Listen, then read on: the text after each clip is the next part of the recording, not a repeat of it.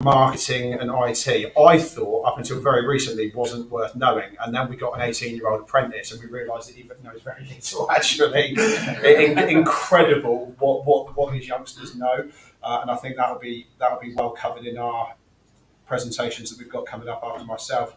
The next thing just about us is I wanted to touch briefly on the work that we do with Cyncly and Compusoft and 2020, and I could keep rolling that out time and time again due to all the recent acquisitions. But the work we do with these guys is all about training. So I'm going to do a little bit about the training we offer lately. But Compusoft Cyncly 2020, massive on training in the future of the industry, and there's a lot of synergies between the two businesses. And we've actually been selling training in the United States via their platform now for over a year, and the appetite for it out there is unbelievable, especially in comparison. And I think the industry, in my limited time within this industry, I think we could really wake up and understand that there are ways for the youngsters coming through the ranks to be trained, and see if we could replicate our cousins over the pond. So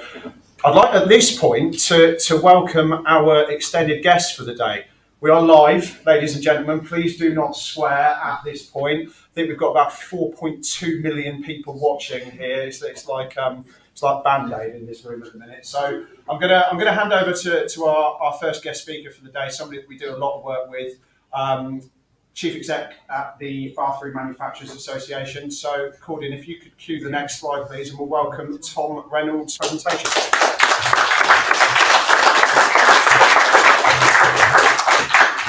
Thanks, Jordan. If I could have my first slide, please, Gordian.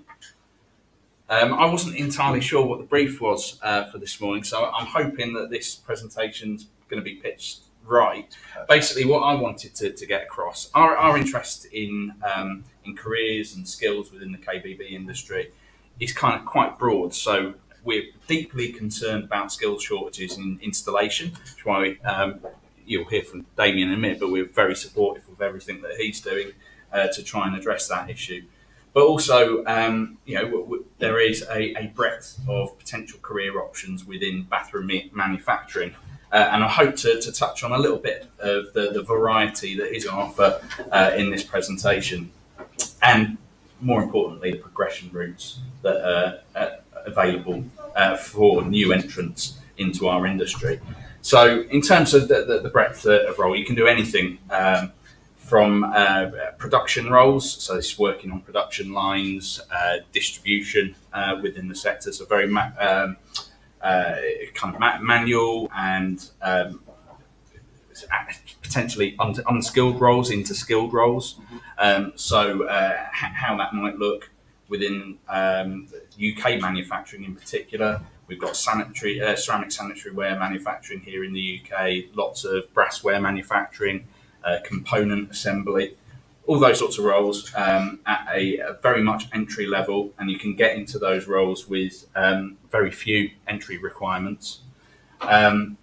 There is a lot of business support functions across the bathroom manufacturing sector, so HR, finance and business administration. Typically the entry requirements for these sorts of roles are the skill set to succeed in a level 2 or a level 3 apprenticeship, and you can more often or not do those apprenticeships in post within a bathroom manufacturer. And there's, well, that's slightly off-putting, hearing your own voice. And then there is always a huge appetite for skilled and effective people within sales and business development roles. And that's kind of broadly broken down into two disciplines. Specifications sales. So this is getting products out there within the specifiers for big projects and new build housing. And then trade sales through the channels to market, so the merchanting channel, the independent retail channel. And what I wanted to get across on this slide really is that across all of those different kind of broad, different types of job function, there is a progression route. So if you apply yourself in any of those roles, and you kind of jump on the learning opportunities which are inevitable within a bathroom manufacturer, you'll be able to progress up the ladder. And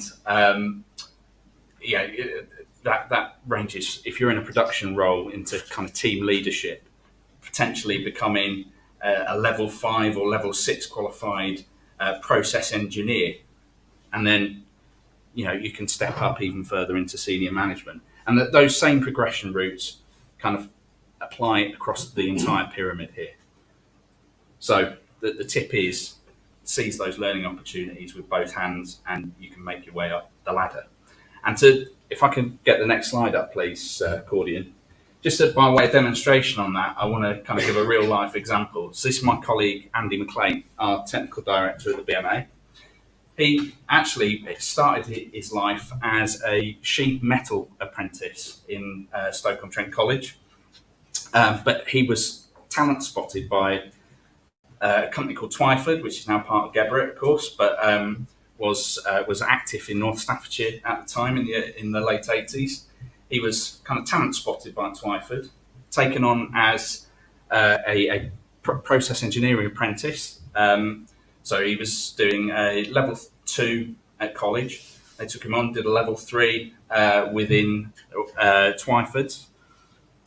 They also said, well, Andy, you've got some skills. Why don't you do a HND in business administration as well? And when I was discussing this slide with Andy yesterday, he said that for him was the eureka moment, because it meant that he was able to go from a production operative role and make the leap into what they called at the time the drawing office, which was a big boom for him. So he continued on that path, got his HND within Twyford, and then he continued to work in operational roles and climb his way up the ladder within Twyford, and then moving within businesses within the bathroom sector. So the big step was within Jacuzzi UK. He became a development project manager. That was around sourcing ceramics from around the world. So he travelled the world as part of this, a lot of time in China, a lot of time in Europe as well. From there, he moved into OEM technical sales at Fluidmaster, so a jump in discipline again, away from a pure technical role, where he's doing product development and designing new products, into a role where he's serving other manufacturers and providing solutions to other manufacturers as an OEM sales manager within Fluidmaster. And again, traveling the world, got to spend a lot of time in America in this role. Fluidmaster is an American company. He spent a lot of time in head office working with the team there. And the fact that he was providing solutions with to lots of other companies in the sector led him into the BMA as our technical director, because he knew a lot of people within the industry, understood some of the problems that they were facing, and more importantly, was imaginative enough to come up with the solutions. And he's probably the biggest asset that we have as a trade body. His knowledge is absolutely second to none, and he still travels the world as part of his role. Just got back from a standards committee meeting in Switzerland, where he has a big role in deciding and formulating the international standards that the whole industry across the entire globe has to abide by. So that's an example of how someone from a very entry-level position has kind of worked their way up the chain within our sector and forged a really exciting career. Thomas, I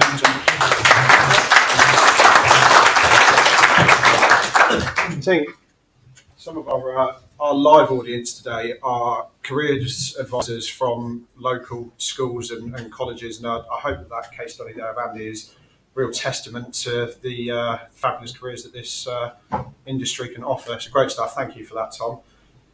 I'm not one to put any pressure on any of our presenters, but I've got to point out that I saw this presentation only last week, after this man was, how long was it before you were off the flight to turning up to do the presentation? Eyes are like that, and it was amazing. So Damian, over to you. Thanks, mate. It's really like a speed dating version of that, so I've not really got a lot of time today. But this is a subject I could talk about for days. That we got down to a half an hour presentation last week. I think I've got about 5 minutes to deliver today, so I haven't got long. But look, I'm available to talk afterwards, and for those who know me, it's not a subject that I shy away from. So if I have the first slide, we'll get started. Okay, that's a good start. First IT issue of the day at this point is not bad. Right. Interpretive dance, what do you want to do? There we go, great stuff. Okay, so a little bit of a recap in terms of who BiKBBI is, for those who don't know us, and I will go over this quickly. The BiKBBI, British Institute of Kitchen, Bedroom and Bathroom Installation, responsible for basically improving standards within the KBB installation market. So we're not interested in other areas of the home improvement industry. It is KBB. We specifically look around the 4 core pillars that we focus on.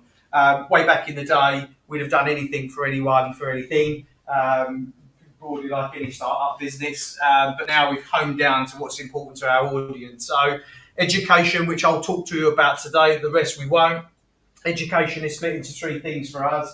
Firstly, it's around apprenticeships, because that's where it all starts. Secondly, it's around CPD and the time served workforce and how we look after them and upskill them in the ways that we should.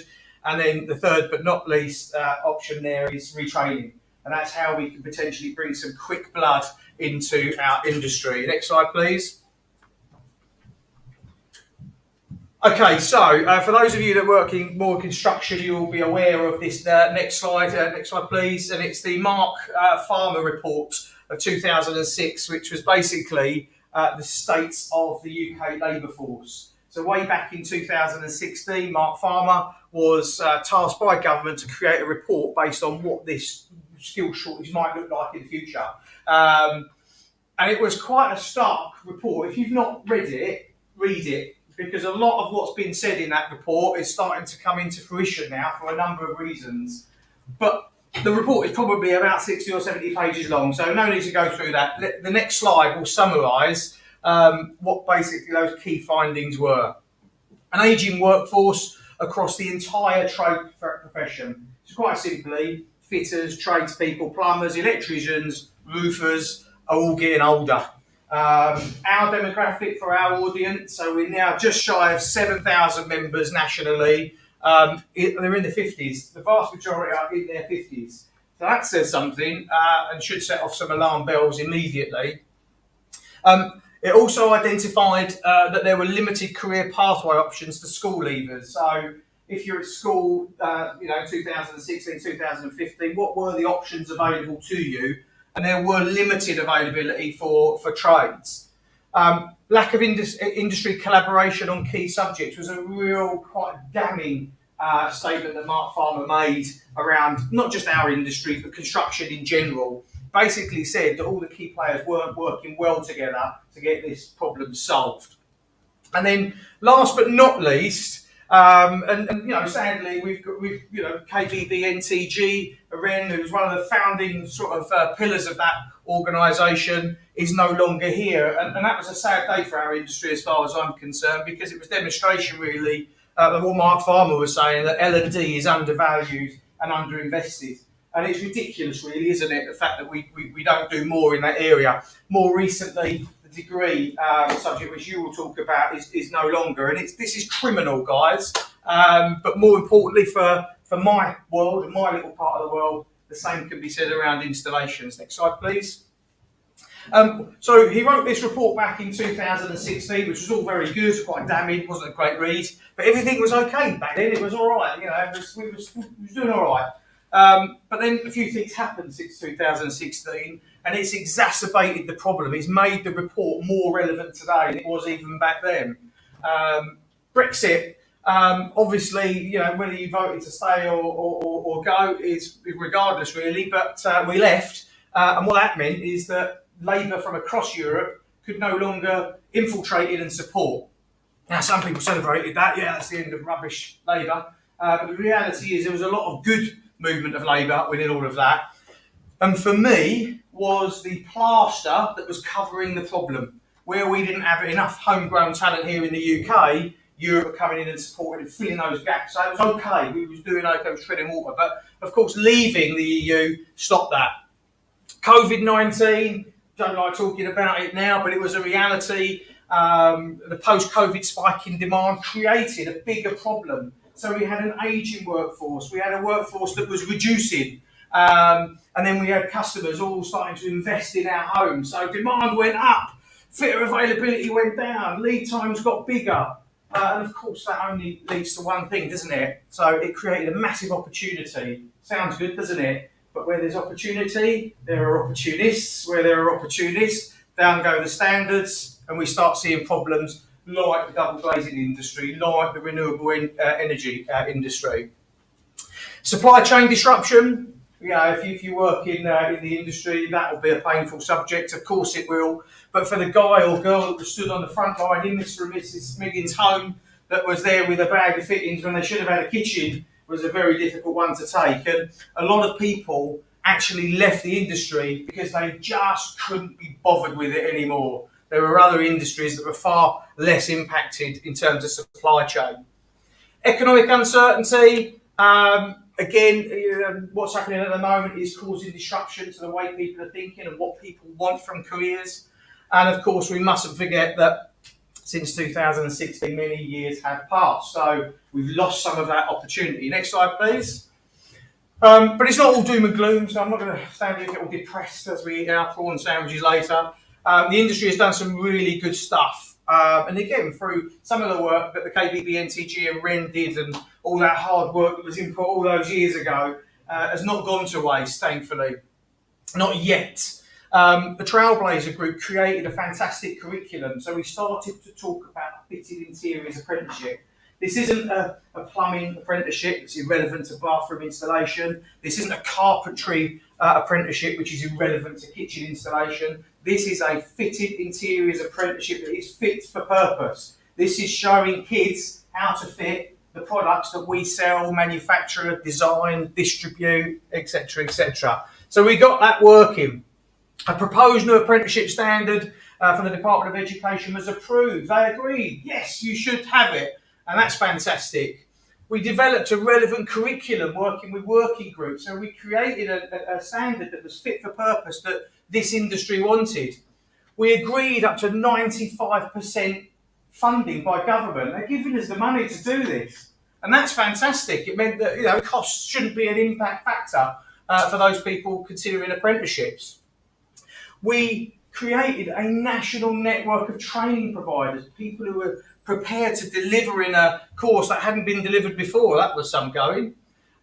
We created robust function in the support function in terms of BiKBBI Skills Plus.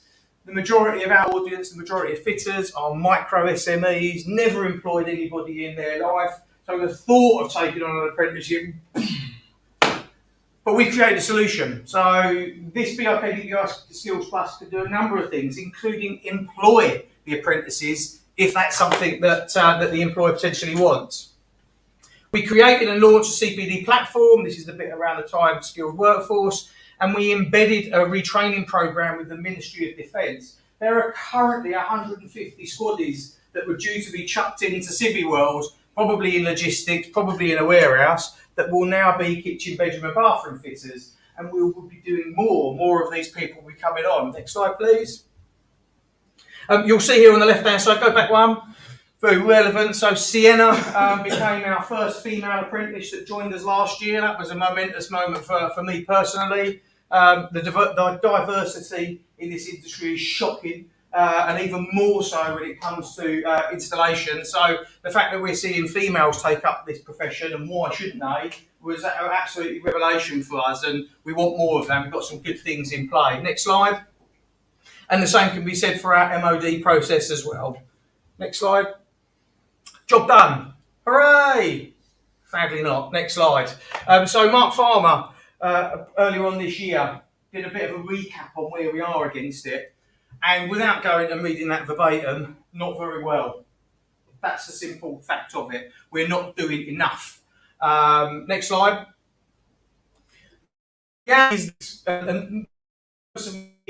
to you today is not to bang on our bandwagon or talk about how wonderful the work that we've all done and we should all pat ourselves on the back.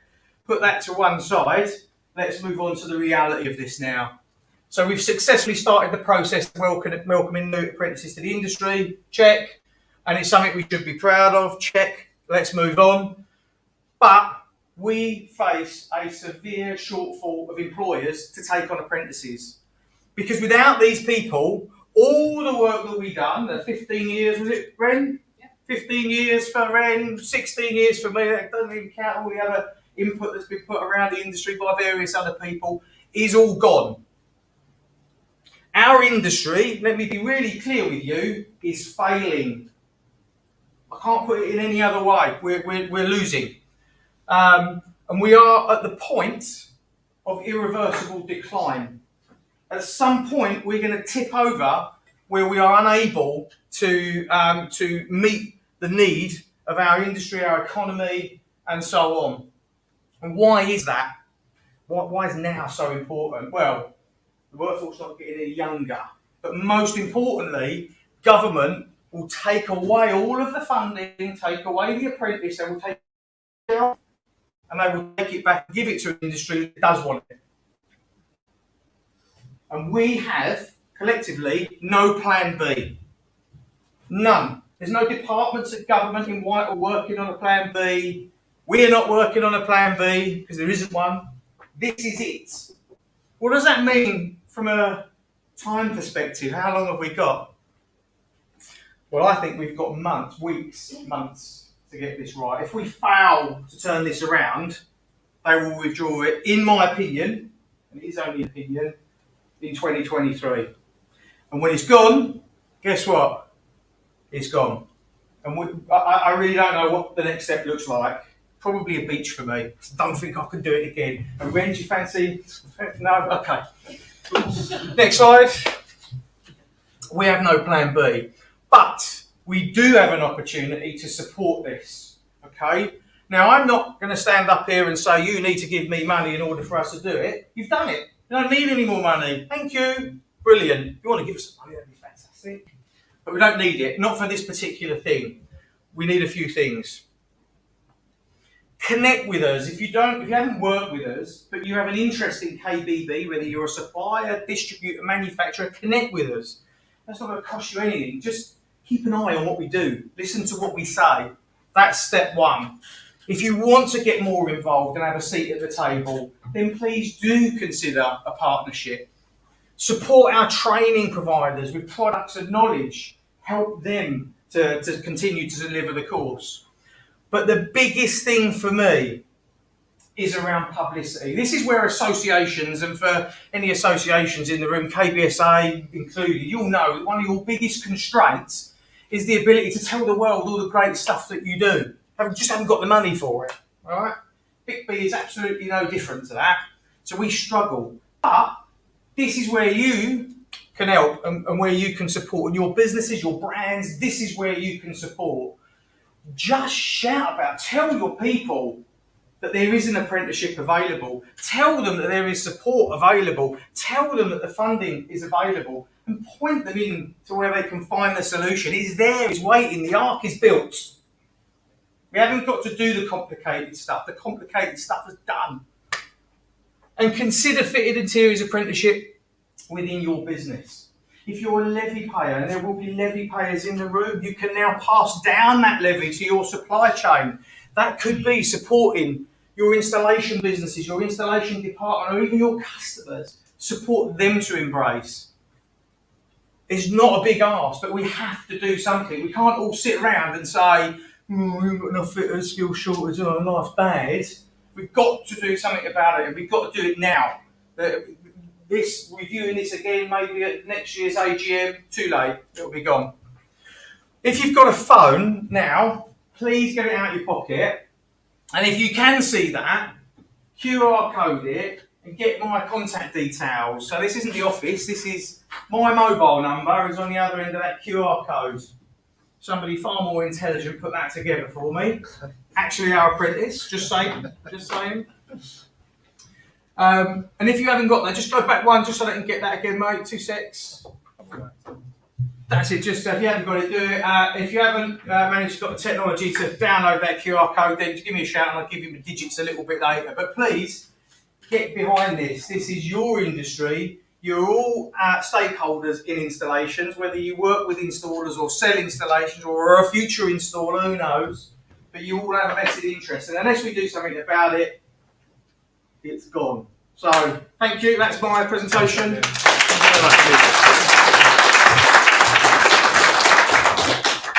Ever passionate. But that is the reality of it, and that's what we're going to do about it. Damian's going to be around for a while afterwards, guys, and we've got every step of the supply chain in the room, and I think that all the ask there really is it's there and available, and let's start talking about it, right? As an ex-apprentice, I think it's an amazing initiative, so well done, Damian. Okay. Next presenter. When I first joined this industry, about 3.5 years ago, I was taken to a BMF event. And the lady that sat next to me really took me under her wing, and she's kind of like my industry mum. So as Damian has touched on already, Ren was CEO of the National Training Group, but also for a number of years has run a fabulous kitchen studio in Nottingham. And she's going to talk to you today about the work that the NTG have done in the past and how you can get your young designers into Ren's training courses. So over to Ren.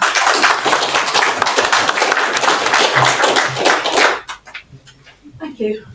Well, I'm not going to talk about installation. I had 15 years of that, so thank you, Damian.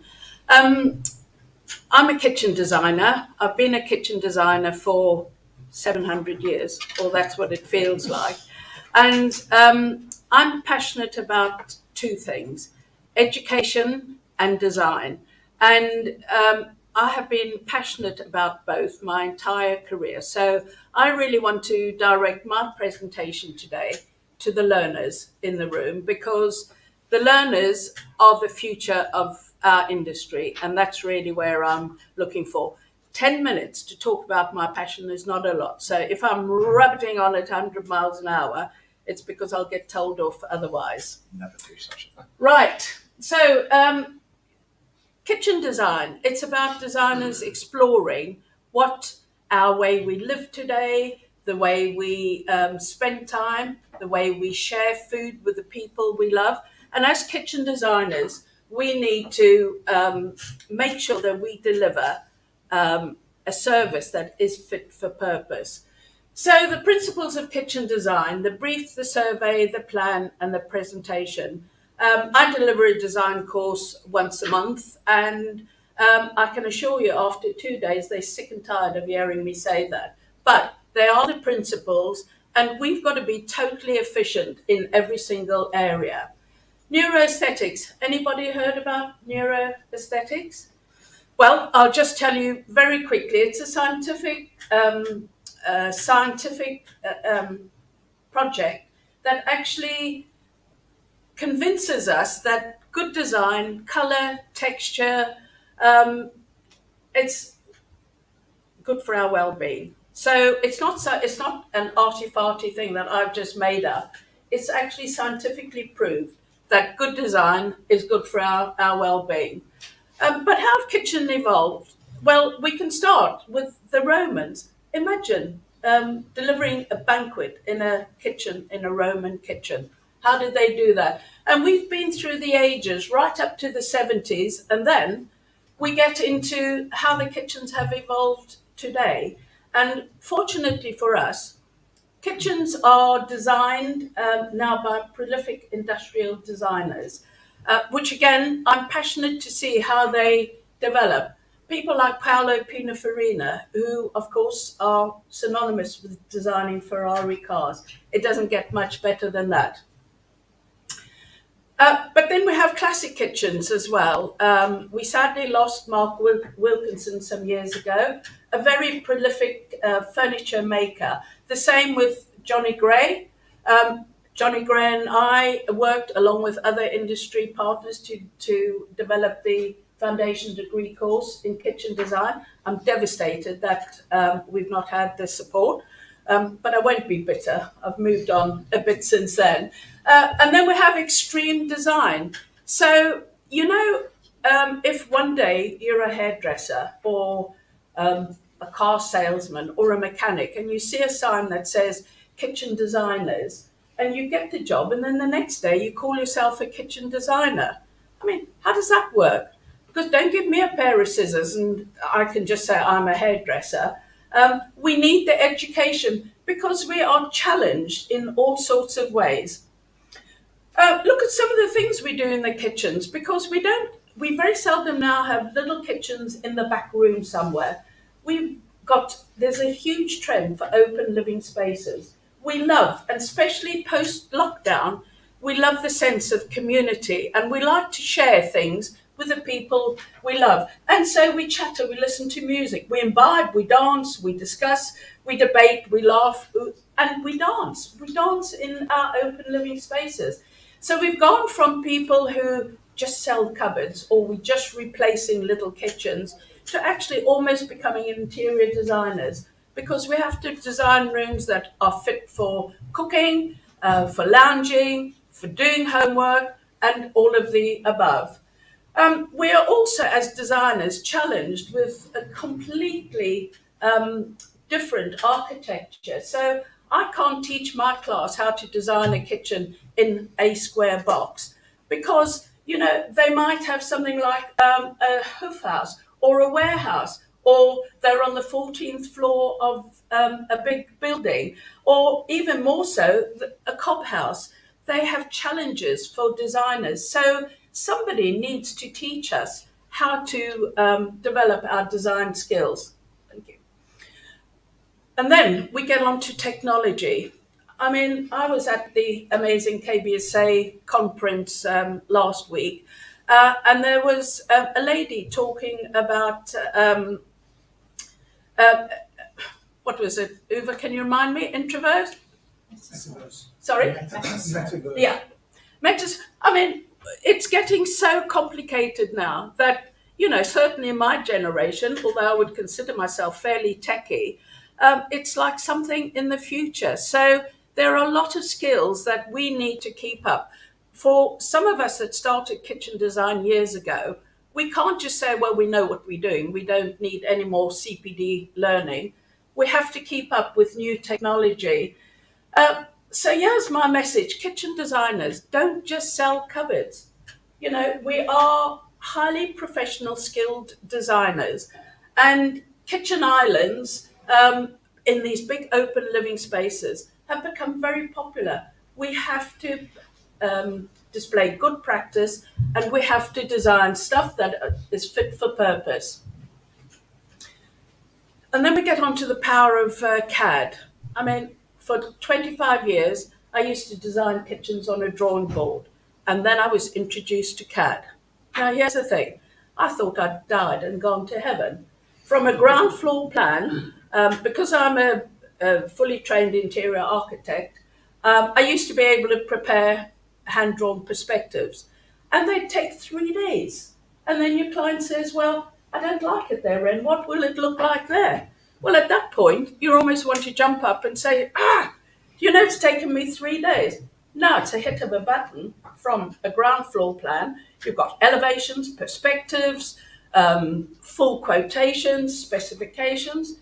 It's an absolute dream. But most of all, the power of CAD is what the consumer expects us to deliver. It's on television.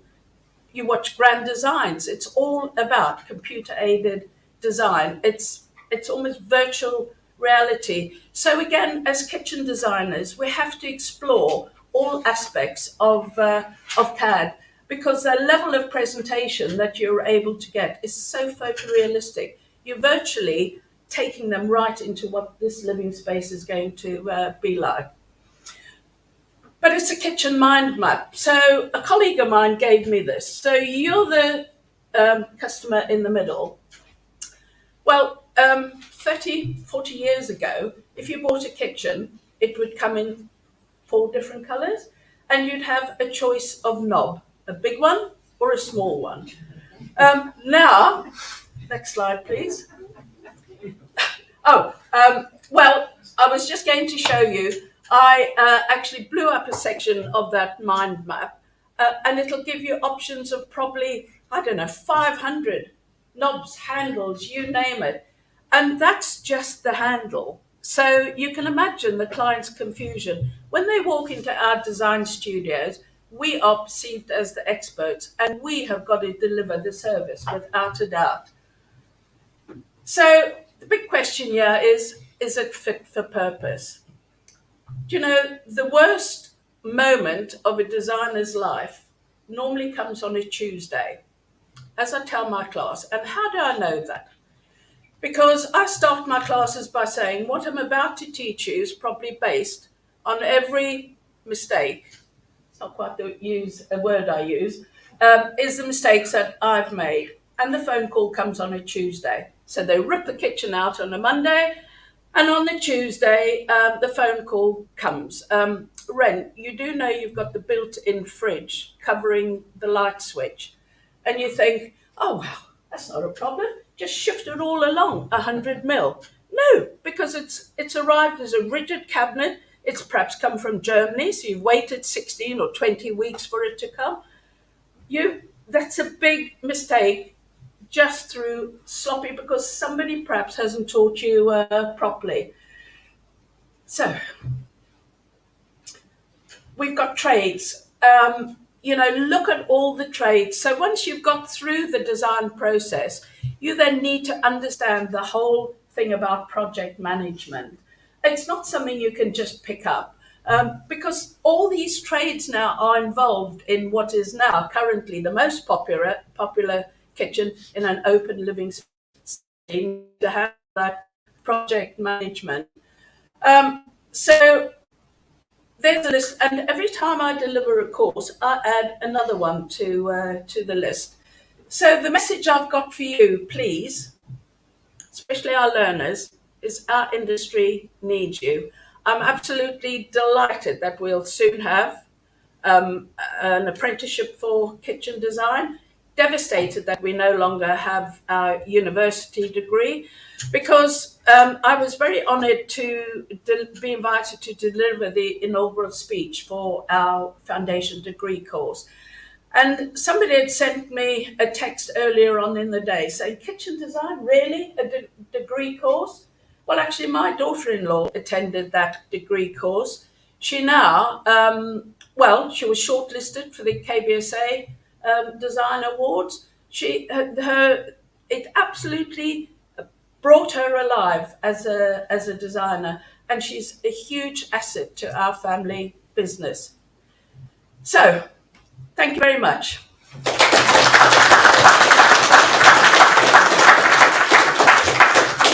Thank you, Ren.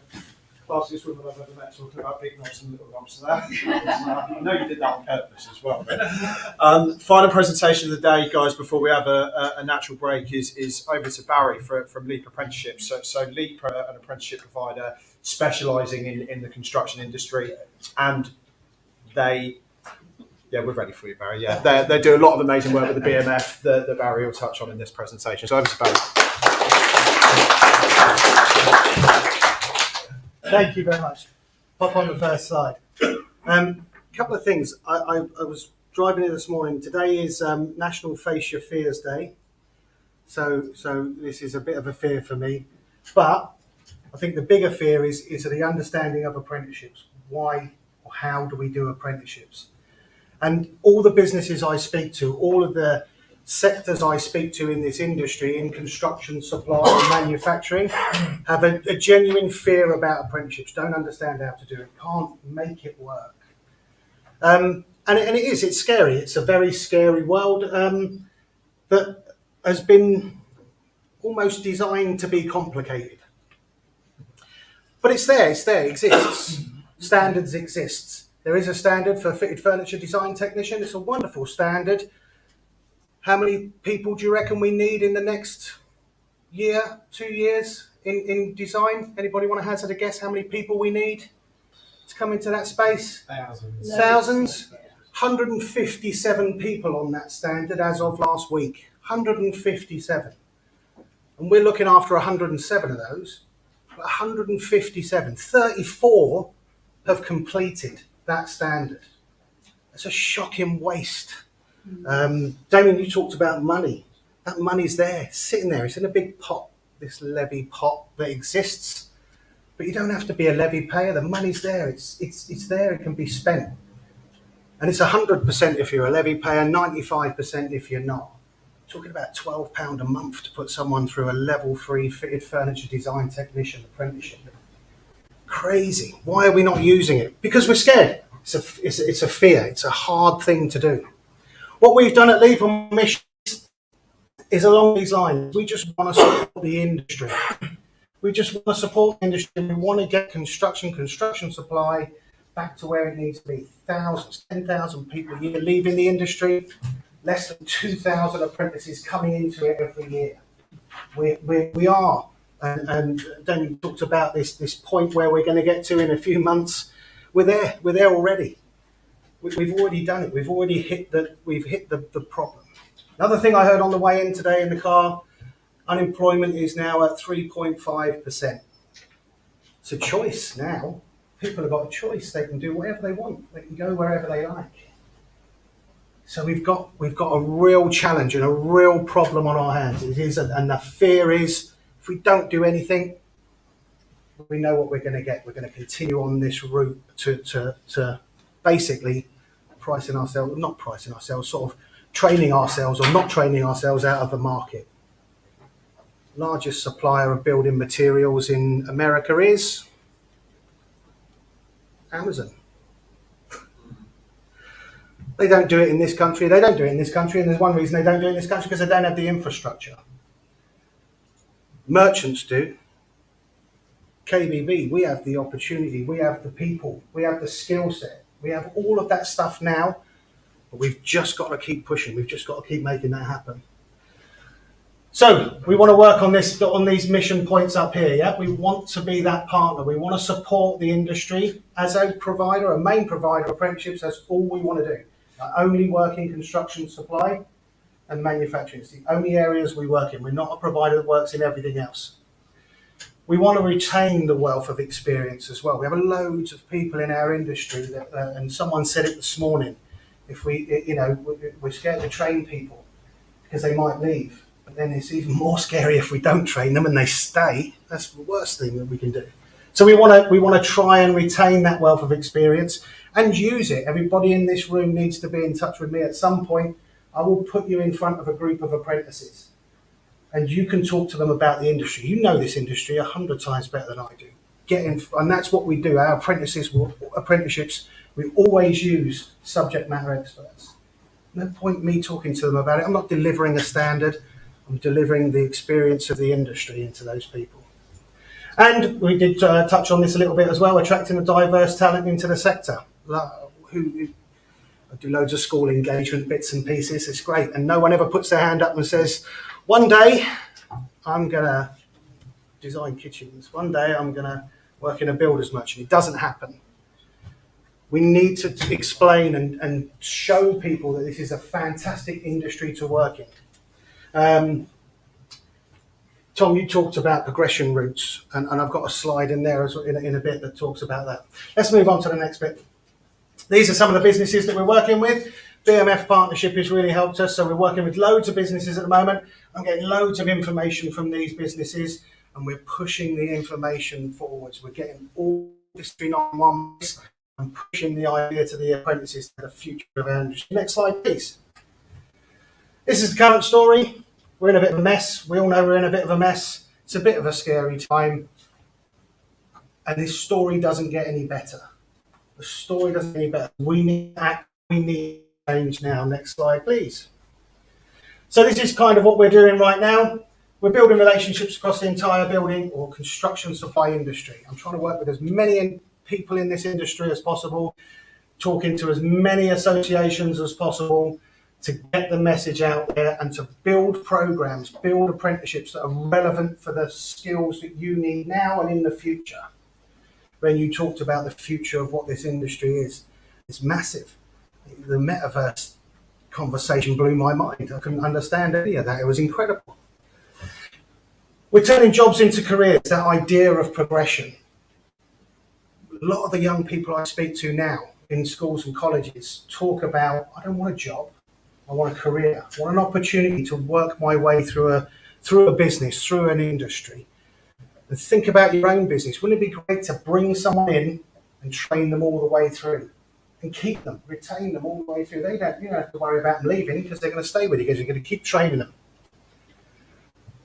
Teaching skills that are future-proof your business. Yeah, a lot of the stuff we do is around the ESG agenda. A lot of the stuff is around future technologies. Of course, we've got to understand this.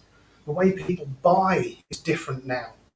The whole world changed a few years ago, and now we've all had to do something different. And making industry learning and development accessible to everyone. Again, it's out there. It's achievable.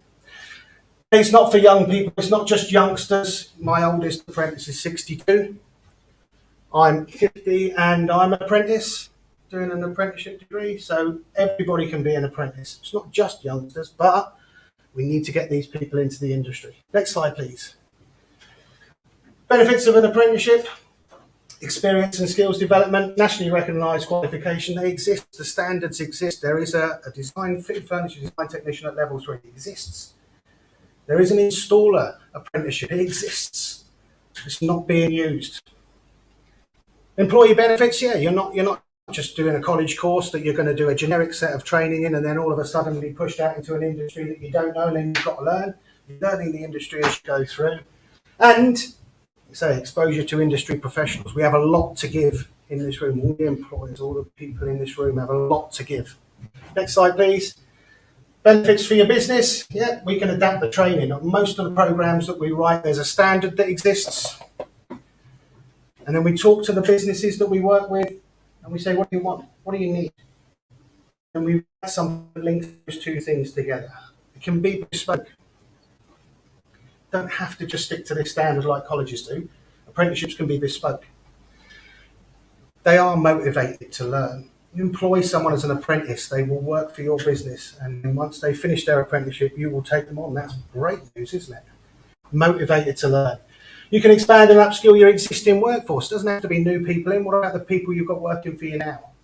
What about the person that's working in the warehouse now? Or what about the person that's working on the counter now that wants to be the next team leader or the next manager? There are programs that exist to take them through that journey. And if you're an employer and you employ an apprentice under 25 and they earn less than 50k, you don't have to pay national insurance. Money saving. Wonderful. Yep.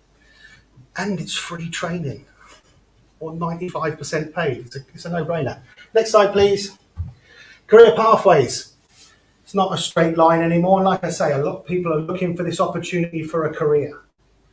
Not just looking for a job. I want a career. I want to stay somewhere. I want to stay there and I want to work my way through. All the way from entry level 2, equivalent to a GCSE, all the way up to a master's degree. All funded, all paid for by the government. By this, well, not actually by the government, by businesses that are paid the levy pretty much. Yeah? And if you're not paying levy, it's your competitors that are paying levy that are paying for your apprentices. It's a win-win. Why wouldn't you want to do it? But they're not these straight lines either. So we've got a career pathway here that's talking about sort of branch roles. So you might start off as a branch colleague. You might go into design. You might want to try design, assistant manager, administration, business administration, sales, accounting, branch managers, director roles, accountancy. Sort of non-traditional branch roles, if you like. LGV, you can get your HGV license on an apprenticeship these days. HR support, data literacy, digital marketing, credit control, HR, L&D, data fellowships. There's loads. All the standards exist. They're all out there. We have 500 standards in this country. And if we haven't got one that works for your business, talk to us. We'll go make one. Fitted furniture design didn't exist. That was created. A couple of people talked about the degree earlier on, the design degree. Done a tiny little bit of work on making that a degree apprenticeship. It's possible.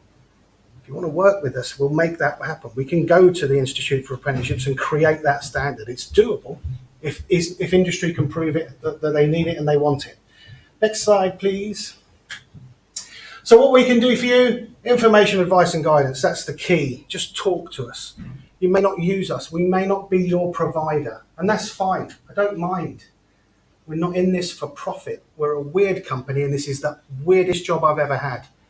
Because it's like a sales job. I'm trying to get people to buy into the idea of apprenticeships, but I'm not selling them. You've already paid for them. You've already bought them. You've already spent the money. The money exists. So I'm selling something you've already bought. It's weird, isn't it? It's an odd situation to be in. But come and talk to us. If I can't help you out, I will find you a provider that can. And I don't charge you for that. I'm not going to say, hey, come and talk to me, give me 500 quid and we'll sit down and talk about apprenticeships. Just come and talk to me and I'll tell you where you need to go, what you need to do, where you need to find out. If I don't know, I'll go and find someone that does. Recruitment's a strange one. It's really hard to get people at the moment. We're working on a talent base, this talent pool of young people or people that are career changers. We're working on it, but it's tough to get all this information together. But we can help you create those adverts. It's amazing how many. What do you think a young person looks for when you were looking for an apprenticeship? People in the front row. What did you search for in that search engine? What was the word you searched for? 99.9% sure if you were looking for an apprenticeship, you'd have put the word apprentice in it, wouldn't you? Yeah. It's amazing how many people put adverts out and say, we haven't had one person come on for this apprenticeship. Well, you haven't put apprentice in the title. If you advertise it as an apprenticeship, people will know they're going to get that training, they're going to get that development. And you're not just going to chuck them in at the deep end, you're going to give them that development, you're going to get that training to go through that process. But it's tough, it's hard. There's a lot of choice out there. Talk to most people and they go, yeah, Rolls-Royce, apprenticeship, yeah, British Aerospace, Deloitte's, apprenticeship. Say they put their hands up and say, one day I'm going to design kitchens. It doesn't happen. So we've got to get out there and talk about it. We'll get out there and discuss the opportunities, the chances. Levy or non-levy? Levy is a scary word. If you are a levy payer, it's a nightmare. Amazing how many people who pay the levy and don't know they're paying the levy, and they've got hundreds of thousands of pounds sitting in the account to spend. They're not, but their competitor might be. Levy or non-levy, it doesn't matter. We can take you through that process. I have a wonderful team of people that deal with all of that stuff. Not me anymore. I don't want to know about it. It's complicated. The rule book's this thick.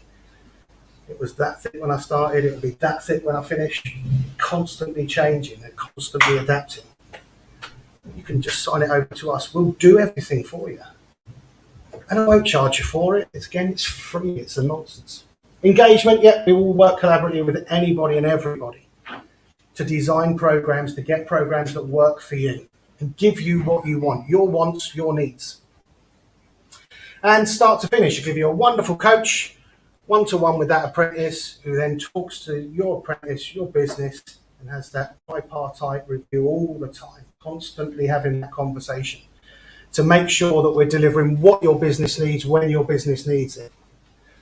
Next slide, please. That's it. I'm done. Thanks, man.